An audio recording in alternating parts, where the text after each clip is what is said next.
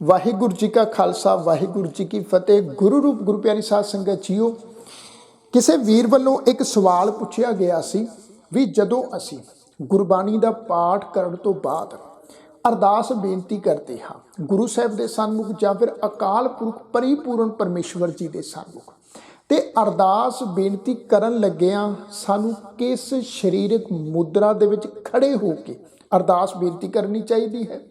दूसरा सवाल ये सी भी की असी अरदास बेनती केवल खड़े होके ही कर सकते हाँ या फिर असी बैठ के भी अरदास बेनती कर सकते हाँ। तो साध संगत जी अज आओ गुरबाणी सीखीए। इस प्रोग्राम के विच मैं आप समूह सिख संगतां दे नाल इसे ही टॉपिक ते इसे ही विषय के संबंध में बिल्कुल ही संखेप मात्र विचार साझे करन जा रहे हैं। तो आप समूह सिख संगतां नूं बेनती करना चाहांगा भी अज दे इस प्रोग्राम नूं शुरू तो लैके एंड तक आप भी देखो तो होरना सिख संगतां नाल भी वध तो वध जरूर शेयर करो जी।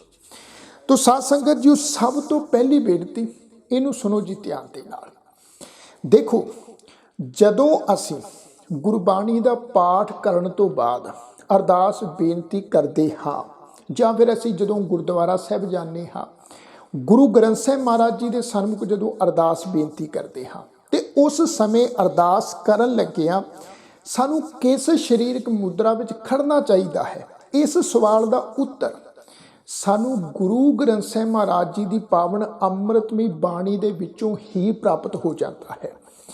असी गुरु साहब की पावन अमृतमई बाणी का एक बहुत सुंदर वाक पढ़ते हाँ, तुसीं भी पढ़िया होवेगा। उस वाक दियां पंक्तियां हन महाराज जी फरमाउंदे आ भी दोए कर जोड़ करूँ अरदास तुद भावै तां आणे रास। हुण इस गुरबाणी पंक्ति विच महाराज जी ने साध संगत जी सानू अरदास करन दा वल सिखाया है। महाराज जी कहंदे भी दोए कर जोड़, कर दा अर्थ हुंदा है जी हथ। महाराज कहंदे भी ऐ सिखा जां ऐ भाई दोवें हथ जोड़ के अरदास बेनती कर।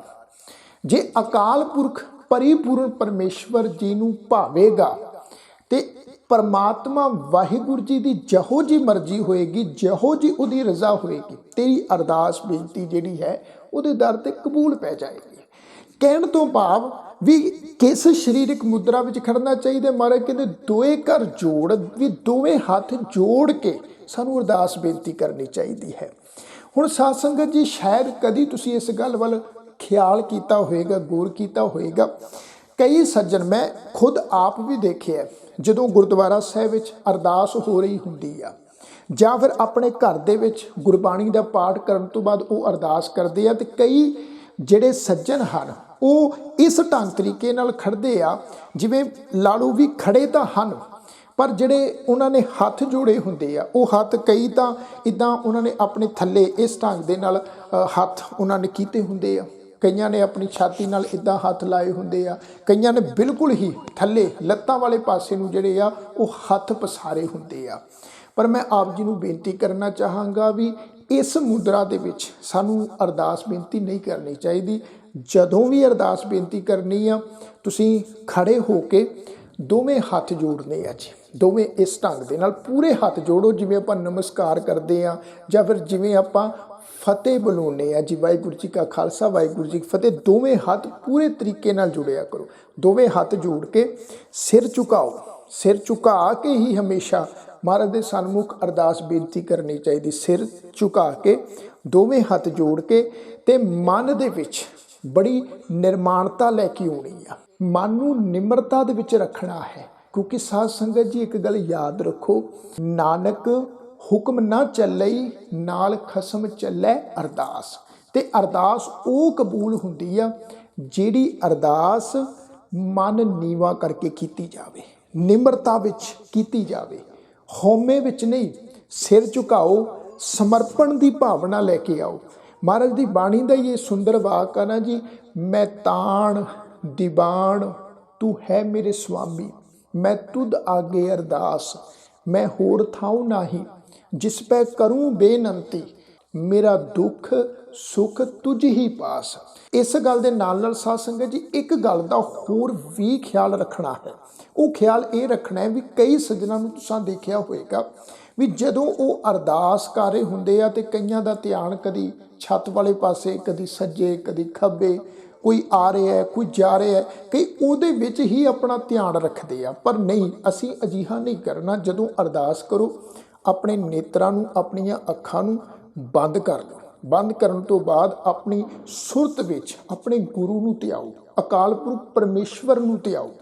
ਅਰਦਾਸ ਜਦੋਂ ਵੀ ਕਰਨੀ ਹੈ ਨੇਤਰ ਬੰਦ ਕਰਕੇ, ਦੋਵੇਂ ਹੱਥ ਜੋੜ ਕੇ, ਸਿਰ ਝੁਕਾ ਕੇ ਨਿਮਰਤਾ ਵਿੱਚ ਸਾਧ ਸੰਗਤ ਜੀ ਕਰਨੀ ਚਾਹੀਦੀ ਹੈ। ਇੱਧਰ ਉੱਧਰ ਨਾ ਸੱਜੇ, ਨਾ ਖੱਬੇ, ਨਾ ਉੱਪਰ, ਨਾ ਥੱਲੇ, ਨਾ ਕਿਸੇ ਆਉਣ ਜਾਣ ਵਾਲੇ ਪਾਸੇ ਧਿਆਨ ਨਹੀਂ ਲਾਉਣਾ।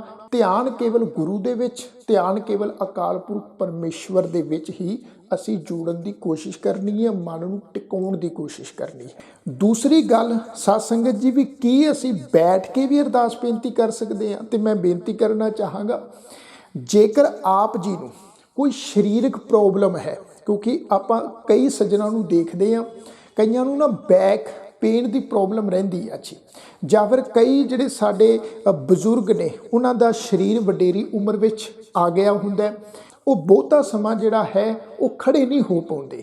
ਤਾਂ ਜੇਕਰ ਸਾਧ ਸੰਗਤ ਜੀ ਸਾਡਾ ਸਰੀਰ ਬਜ਼ੁਰਗੀ ਦੇ ਵਿੱਚ ਹੈ, ਵਡੇਰੀ ਉਮਰ ਦੇ ਵਿੱਚ ਹੈ, ਜਾਂ ਸਾਨੂੰ ਬੈਕ ਪੇਨ ਦੀ ਪ੍ਰੋਬਲਮ ਰਹਿੰਦੀ ਹੈ, ਅਸੀਂ ਕੁਝ ਸਮਾਂ ਭੁੰਜੇ ਬੈਠਣ ਤੋਂ ਬਾਅਦ ਜੇਕਰ ਅਸੀਂ ਖੜੇ ਨਹੀਂ ਹੋ ਪਾਉਂਦੇ ਚੰਗੀ ਤਰ੍ਹਾਂ, ਤਾਂ ਫਿਰ ਮੈਂ ਬੇਨਤੀ ਕਰਾਂਗਾ ਵੀ ਇਸੇ ਸਿਚੁਏਸ਼ਨ ਦੇ ਵਿੱਚ, ਇਸ ਕੰਡੀਸ਼ਨ ਦੇ ਵਿੱਚ ਅਸੀਂ ਬੈਠ ਕੇ ਵੀ ਮਹਾਰਾਜ ਦੇ ਸਨਮੁਖ ਅਰਦਾਸ ਬੇਨਤੀ ਕਰ ਸਕਦੇ ਹਾਂ।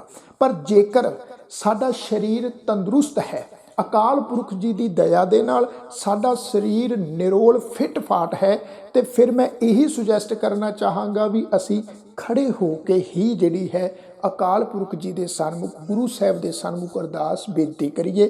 ਤਾਂ ਮੈਂ ਉਮੀਦ ਕਰਦਾ ਜੀ ਅੱਜ ਦਾ ਇਹ ਪ੍ਰੋਗਰਾਮ ਆਪ ਜੀ ਨੂੰ ਜ਼ਰੂਰ ਸਮਝ ਵਿੱਚ ਆਇਆ ਹੋਵੇਗਾ। ਜੇ ਅੱਜ ਦਾ ਇਹ ਪ੍ਰੋਗਰਾਮ ਆਪ ਜੀ ਨੂੰ ਪਸੰਦ ਆਇਆ ਹੋਵੇ, ਲਾਈਕ ਜ਼ਰੂਰ ਕਰਿਓ, ਕਮੈਂਟ ਕਰਕੇ ਆਪਣੇ ਵਿਚਾਰ ਦੇਣਾ ਨਾ ਭੁੱਲਿਓ, ਤੇ ਵੱਧ ਤੋਂ ਵੱਧ ਸਿੱਖ ਸੰਗਤਾਂ ਨਾਲ ਜ਼ਰੂਰ ਸ਼ੇਅਰ ਕਰਿਓ ਜੀ। ਸਾਰਿਆਂ ਦਾ ਤਹਿ ਦਿਲੋਂ ਧੰਨਵਾਦ ਆਖੋ ਜੀ।